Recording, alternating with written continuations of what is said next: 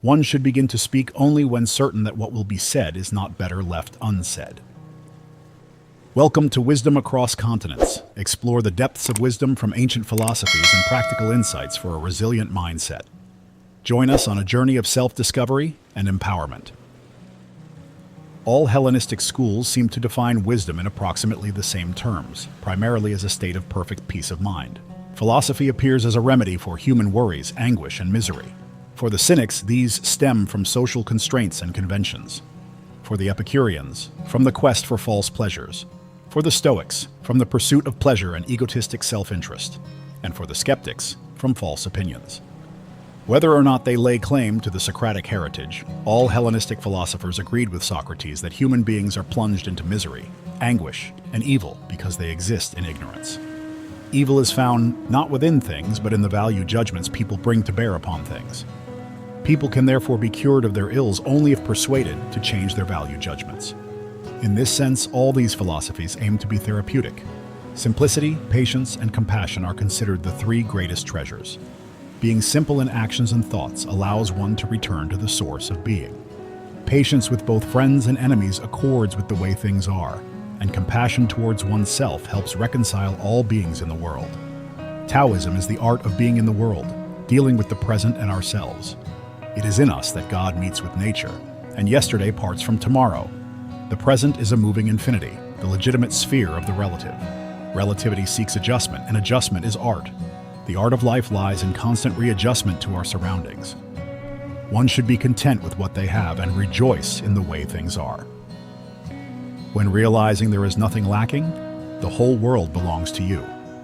Let your eyes see what they see, not what others want you to see. Let your ears hear what they naturally hear, not what others want you to hear. Let your mouth speak your mind freely, unconstrained by others' approval or disapproval. Let your mind think what it wants to think, undictated by others' demands. If your senses and your mind are not allowed to do what they want naturally, you are denying them their rights. When you cannot think, sense, feel, or act freely, your body and mind are injured. Breaking these oppressions cultivates life. Be careful what you water your dreams with. Water them with worry and fear, and you will produce weeds that choke the life from your dreams. Water them with optimism and solutions, and you will cultivate success. Always be on the lookout for ways to turn a problem into an opportunity for success. Always nurture your dream. Strength should always be complemented by softness. If you resist too much, you will break. Thus, the strong person knows when to use strength and when to yield. Good fortune and disaster depend on knowing how and when to yield. Those who do not know how to suffer are the worst off, as there are times when bearing troubles until a better day is the only option. To solve a problem, one must remove the cause, not just the symptom. True wisdom lies in knowing oneself and mastering oneself. Knowing others is intelligence, but knowing oneself is true wisdom. Mastering others is strength, while mastering oneself is true power. If a branch is too rigid, it will break. Resisting will lead to perishing, but knowing how to yield will ensure survival. At the center of your being, you have the answers. You know who you are and what you want. Life is a series of natural and spontaneous changes. Resisting them creates sorrow. Let reality be reality and allow things to flow naturally in whatever way they like. Kindness in words creates confidence. Kindness in thinking creates profoundness. Kindness in giving creates love. A person with a mind is bound to be filled with conceptions, preventing them from knowing things directly. Thus, a person with a mind shall never truly know. Trying to explain Zen is like trying to catch wind in a box. Once the lid is closed, it ceases to be wind and becomes stagnant air. A good traveler has no fixed plans and is not intent on arriving. When you are content to simply be yourself and don't compare or compete, everyone will respect you.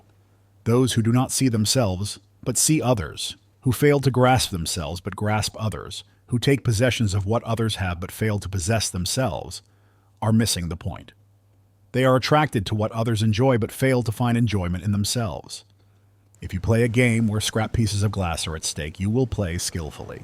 If your expensive belt buckle is at stake, you'll start to get clumsy. If it's your money at stake, you'll fumble.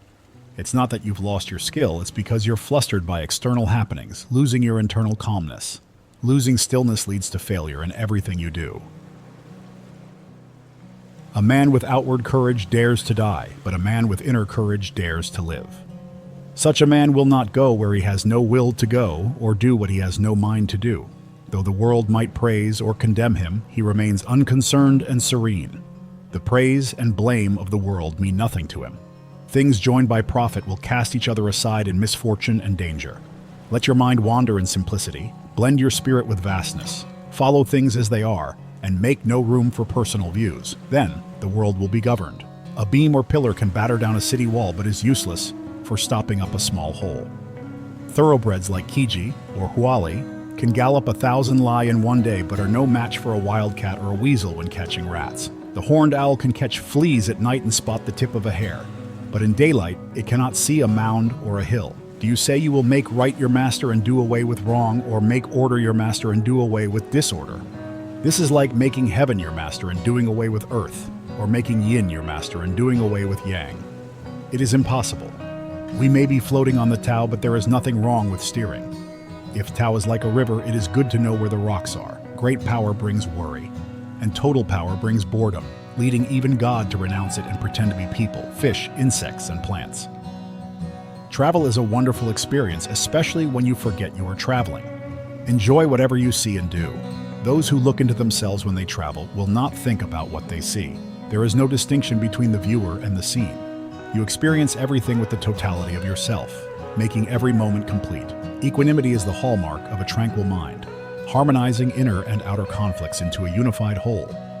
The Tao Te Ching teaches that the highest virtue is to act without expectations, to accomplish tasks without boasting, and to embrace the simplicity of natural rhythms. When one finds balance in the midst of chaos, they attain a clarity that transcends everyday concerns.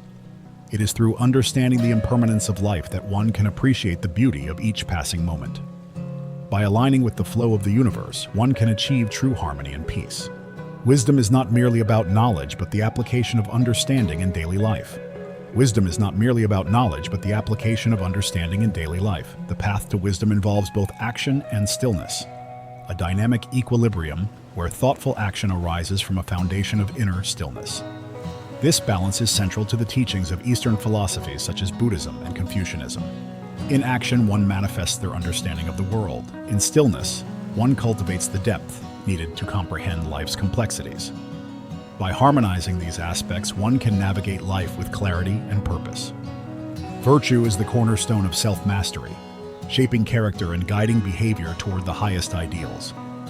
Virtue is the cornerstone of self-mastery, shaping character and guiding behavior toward the highest ideals. From Aristotle's Ethics to modern interpretations, virtue entails a disciplined pursuit of excellence grounded in moral integrity.